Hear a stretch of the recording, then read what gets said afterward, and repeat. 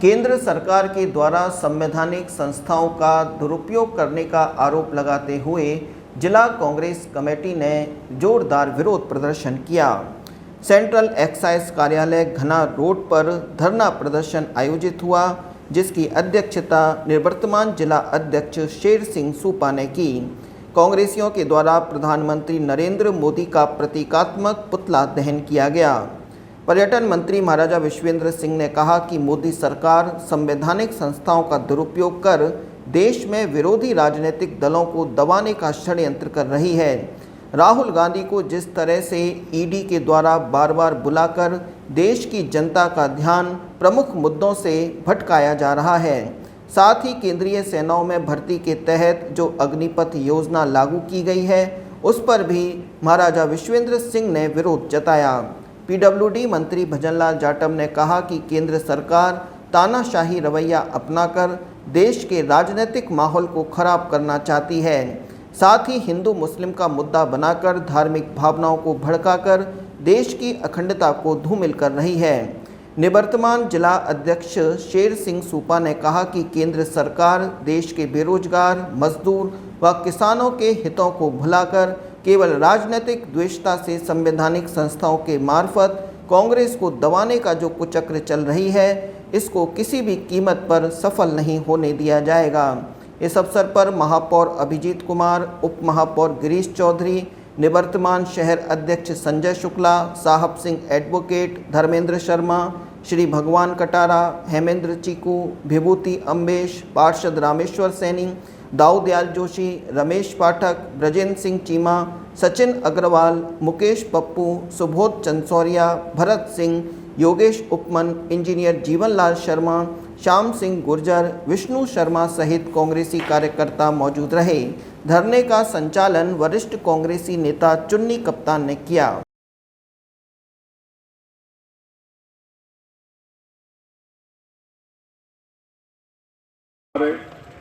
तो मैं कहना चाहता हूं कि हमारी कांग्रेस पार्टी, हमारे सभी नेता, जो हमारे नेताओं को परेशान किया जा रहा है उसका पुरजोर विरोध करते हैं और साथ ही केंद्र सरकार से कहना चाहते हैं कि ये दमनकारी नीतियों को आप बंद करें, लेकिन वो बंद नहीं करेंगे। अब वो अपना काम करेंगे क्योंकि उनके पास सत्ता है, पावर है, ताकत है। वो हमारे नेताओं को परेशान करेंगे, मानेंगे नहीं वो। लेकिन हमारे कांग्रेस पार्टी के नेताओं का कर्तव्य बन जाता है हम सबका कि हमारे नेताओं का हम साथ दें, दुख में, तकलीफ में, उनकी मुसीबत में, क्योंकि देश को बनाने में नेहरू परिवार का बहुत बड़ा योगदान रहा है। नेहरू खानदान ने, नेहरू परिवार ने इस देश की आजादी की लड़ाई में अपने संसाधनों को झोंका।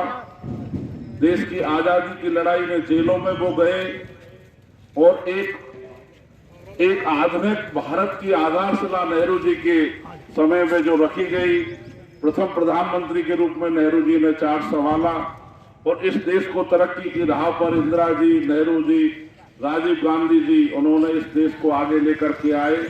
तो यह हमारा कर्तव्य बन जाता है कांग्रेस जन का कि कांग्रेस पार्टी नेहरू परिवार के प्रति हमारी पार्टी बहुत हमेशा ऋणी है। राहुल गांधी जी और सोनिया गांधी जी के खिलाफ इन्फोर्समेंट डायरेक्टरेट ने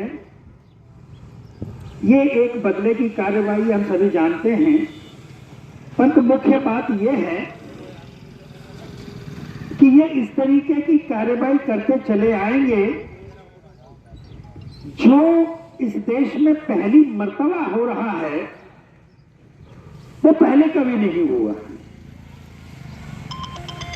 चाहे हमें हमारी धार्मिक नीतियों के ऊपर विदेशों से जो एडवाइजरीज मिल रही हैं, उन्होंने जो केंद्र सरकार से वक्तव्य दिया है, अभी थोड़े दिन पहले अमेरिका ने कहा भारत से कि ये जो दंगे फसाद हो रहे हैं, अल्पसंख्यकों के ऊपर अत्याचार हो रहे हैं भारत में, इसे रोका जाना चाहिए।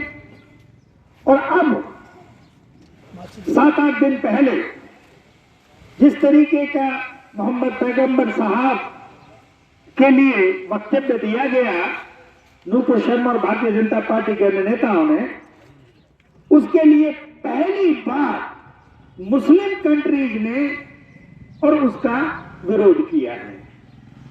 ये बहुत कुछ पहली बार हो रहा है।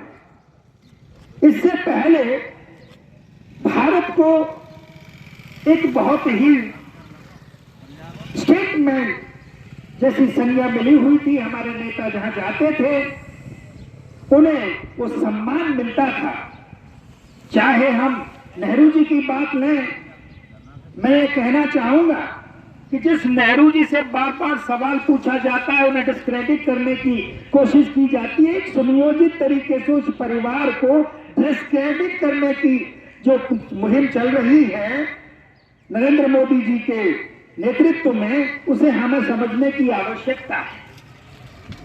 देश निर्माण में नेहरू जी ने, जो इनके फाउंडिंग फादर हैं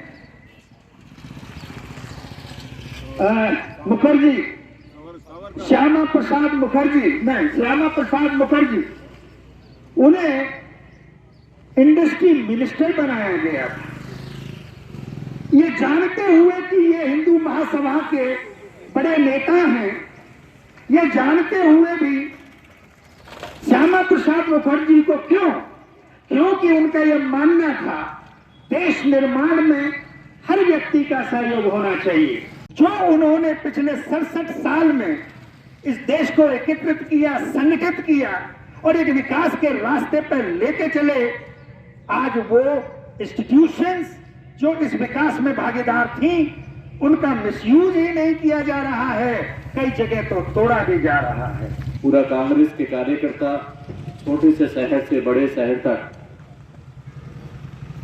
जाग उठा है। उसका रीजन है हमारे स्वतंत्रता सेनानी पंडित जवाहरलाल नेहरू, महात्मा गांधी, सरदार वल्लभ भाई पटेल, भगत सिंह, टाटा टोपे, जिन लोगों ने देश की आज़ादी की लड़ाई लड़ी, और उसके साथ साथ पंडित जवाहरलाल नेहरू की पुत्री थी स्वर्गीय इंदिरा गांधी जी, पूर्व प्रधानमंत्री, जिन्होंने अपने प्राण न्यौछावर कर दिए, शहीद हो गई। उन्हीं के सुपुत्र थे पूर्व हमारे प्रधानमंत्री, नौजवान आईटी के नेता और पूर्व प्रधानमंत्री स्वर्गीय राजीव गांधी जी और सरदार बेअंत सिंह जी, जिन्होंने इस देश के खातिर एक एक टुकड़ा, उनका कतरा किस तरीके से बहा गया और उन्होंने जान दे दी, आप समझ सकते हैं। उससे ज्यादा देशभक्त हिंदुस्तान के अंदर कोई है नहीं। उन्हीं के आज परिवार के सदस्य को, कांग्रेस पार्टी के पूर्व अध्यक्ष श्री राहुल गांधी जी को, हमारी राष्ट्रीय अध्यक्षा श्रीमती सोनिया गांधी जी को जिस तरीका से एक ईडी का नोटिस दिया है, इससे शर्मनाक बात कोई हो नहीं सकती। जिस परिवार ने हमेशा राजनीतिक दल से ऊपर उठकर इस देश की सेवा के लिए अहम योगदान दिया, और उस योगदान में जिस तरीका से भारतीय जनता पार्टी को झटपटाहट हो रही है, राहुल गांधी जी और सोनिया गांधी जी के नेतृत्व में कांग्रेस की सरकार दोबारा 2024 में उनको लगा है कि आने वाली है, उसको कहीं ना कहीं डराकर धमकाकर, जिस तरीका से, जिस केस में कोई दम नहीं, नेशनल हेराल्ड जो हमारा न्यू पेपर था, वो आजादी के समय का पेपर था, उसमें नो प्रॉफिट और नो लॉस के आधार पर वो पेपर चला, उसमें कोई हेरा फेरी नहीं, 50 साल पुराना केस है, उसके बावजूद भी उसको हमें जिस तरीका से नाजायज परेशान हमारे नेताओं को किया जा रहा है, हिंदुस्तान की जनता जान चुकी है और समझ चुकी है कि ये सरकार ईडी, सीबीआई, इनकम टैक्स से डरा धमकाकर, लोगों को डरा धमकाकर अपना साम्राज्य स्थापित करना चाहती है।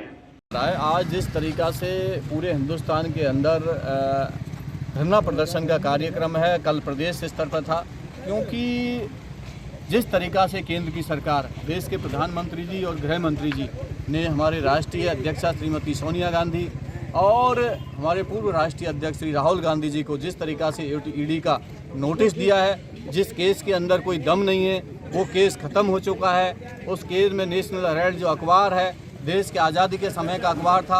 नो प्रॉफिट नो लॉस पे वो अखबार चल रहा था।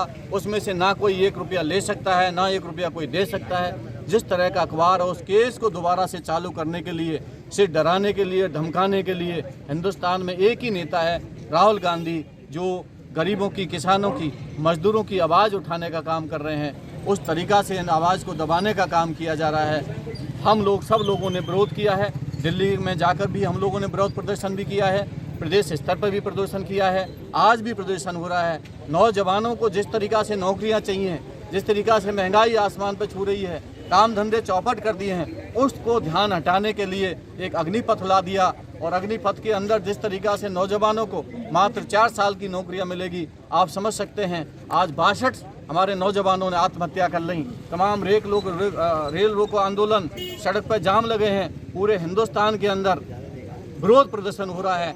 इस तरीक़ा से ईडी से भी ध्यान हटाने के लिए एक नया सफूका और उन्होंने छोड़ दिया, एक नया काम और उन्होंने आज हमारे प्रदेश के लोकप्रिय मुख्यमंत्री आदरणीय अशोक गहलोत जी के बड़े भाई के यहाँ जो सीबीआई का इन्होंने छापे डाला है, कड़े शब्दों में हम लोग इसकी निंदा करते हैं। और राजस्थान की जनता सब देख रही है, हिंदुस्तान की जनता सब देख रही है, इन लोगों को कभी माफ़ नहीं करेंगे।